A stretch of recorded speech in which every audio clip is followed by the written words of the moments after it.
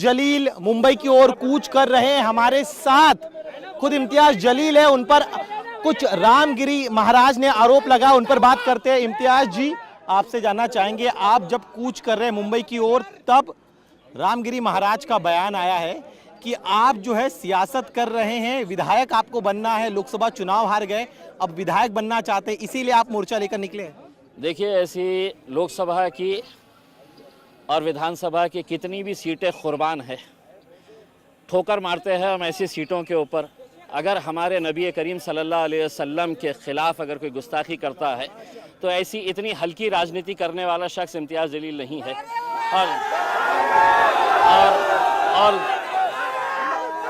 और दूसरी बात यह है कि मुझे राजनीति करने के लिए ये रामगिरी जैसे घटिया लोगों की ज़रूरत कभी नहीं पड़ेगी इंशाअल्लाह। उसमें मैं मेरे तौर के ऊपर मुझे मेरे जमहूरी इख्तियार है, मैं सिर्फ ये कहना चाह रहा हूँ, ये मुल्क में कायदा है, क़ानून है और ये संविधान है।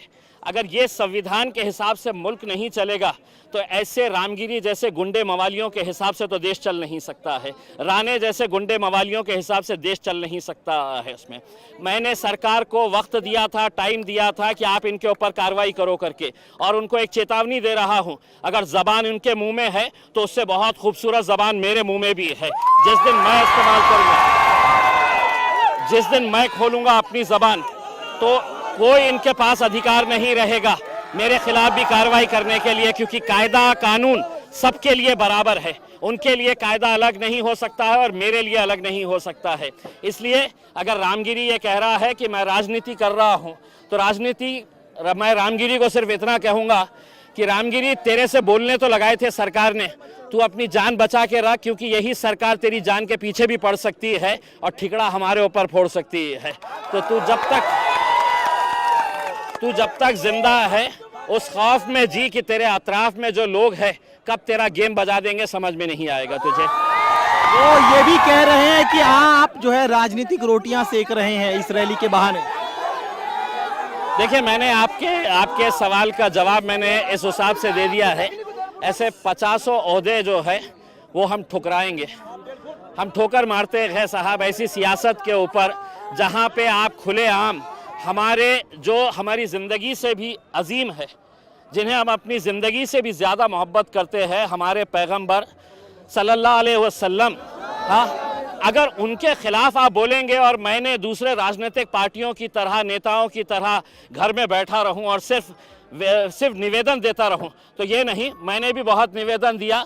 अब मैंने सरकार को कहा कि एक मर्तबा अगर तुम देखना चाहते हैं कि मेरी भी ताकत क्या है, तो अल्हम्दुलिल्लाह ये देख लीजिएगा कि क्या।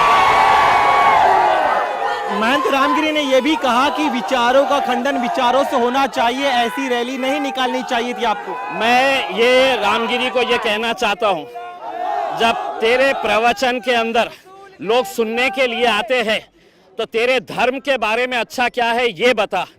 तेरे धर्म के साथ साथ एक इंसान की हैसियत से इंसान ने कैसा जीना चाहिए, लोगों को ये बता, ना कि ये बता कि मेरा धर्म बहुत अच्छा है और इस्लाम धर्म के अंदर ये खामियां है। ये लोग सुनने के लिए नहीं आते। तेरे जैसे किराए के टट्टू सरकार के इशारों के ऊपर नाचते हैं। भगवा चोला पहन के कोई भी अपने आप को संत और महंत कह नहीं सकता है।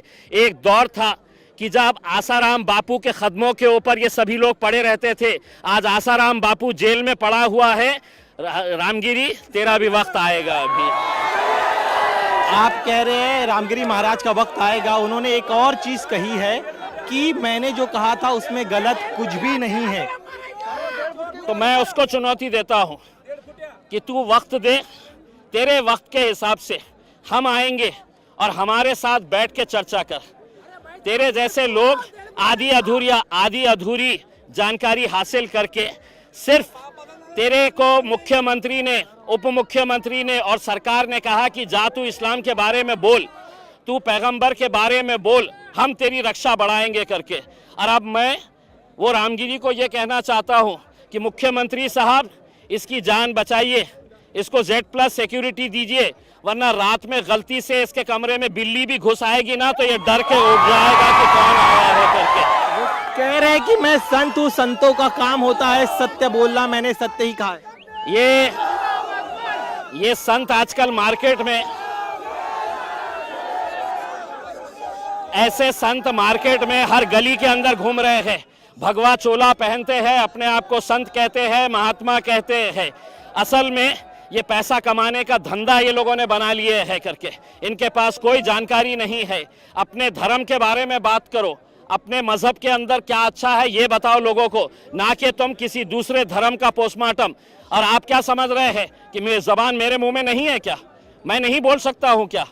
किस किस मुद्दे के ऊपर मैं बात कर सकता हूं? ना तो मेरी तहजीब इसकी इजाजत देती है, ना मेरी संस्कृति इसकी इजाजत देती है, और ना मेरा मजहब इसकी इजाजत देता है। इसीलिए मैं खामोश बैठा हुआ हूं। आज आपकी तिरंगा रैली के खिलाफ गंगापुर में एक बड़ा हिंदू विराट मोर्चा निकाला गया, जिसमें उनका कहना था कि हम रामगिरी महाराज के समर्थन में मोर्चा निकाल रहे हैं। मेरे जितने लोग उतने कोने में खड़े हुए हैं ना, उतने लोग भी तुम्हारे गंगापुर में जमा नहीं हुए हैं जितने मेरे पास आए हुए हैं करके।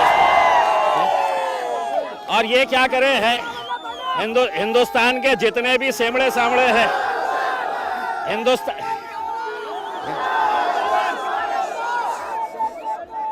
हिंदुस्तान के जितने भी चिल्लर हैं, वो सारे चिल्लरों को उन्होंने आज के दिन गंगापुर में जमा कर दिया है, कि उनको मालूम है कि शेर निकलने वाला था। तक आप जो है इगतपुरी तक पहुंच चुके हैं, क्या काफिला मुंबई तक जाएगा? और चूंकि हिंदू संगठन जो आपके खिलाफ है, तिरंगा रैली के खिलाफ, जो आपकी रैली के खिलाफ है, देखिए मैंने पहले भी साफ कहा है कि मैं यहाँ पर इतने सारे लोग जो आए हैं, ये इस मुल्क से मोहब्बत करते हैं। हमारा मजहब हमें ये सिखाता है। मैं किसी भी धर्म के खिलाफ नहीं आया हूँ, किसी देवी देवताओं के खिलाफ नहीं आया हूँ। मैं ये कहने के लिए आया सरकार को कि अगर ये रामगिरी के खिलाफ अगर 60 FIRs रजिस्टर हुए हैं, तो किसने पुलिस वालों के हाथ बांध रखे हैं कि इसके ऊपर कार्रवाई करने के लिए? ये नहीं कर रहे हैं। मैंने सरकार को, हुकूमत को, पुलिस को वक्त दिया था, इन्होंने नहीं किया। इस वजह से मजबूरन मुझे यहाँ पर आना पड़ा। लोग कहते थे कि इम्तियाज जलील को तो घर के बाहर भी निकलने नहीं देंगे। अरे अल्हम्दुलिल्लाह 200 किलोमीटर चला आया हो, किसने रुकाया? एक आखिरी सवाल मेरा, उनका कहना है कि आप अदालत जाइए, इस तरह से मोर्चा निकालना उचित नहीं है। अदालत जब जाना है तब जाएंगे, तेरा हिसाब कैसे लेना है हमें भी आता है। शुक्रिया हमसे बात करने के लिए। तो ये थे इम्तियाज जलील। इनका कहना है कि महंत रामगिरी चाहे जो भी आरोप लगाए, लेकिन वो अपने इस आंदोलन को मुकाम तक पहुंचाएंगे। और रामगिरी महाराज को ये भी कह रहे कि वो सियासत नहीं कर रहे हैं, उनके पैगंबर के लिए, नबी के लिए वो तमाम कई कुर्सियां, कई पद जो है वो छोड़ने के लिए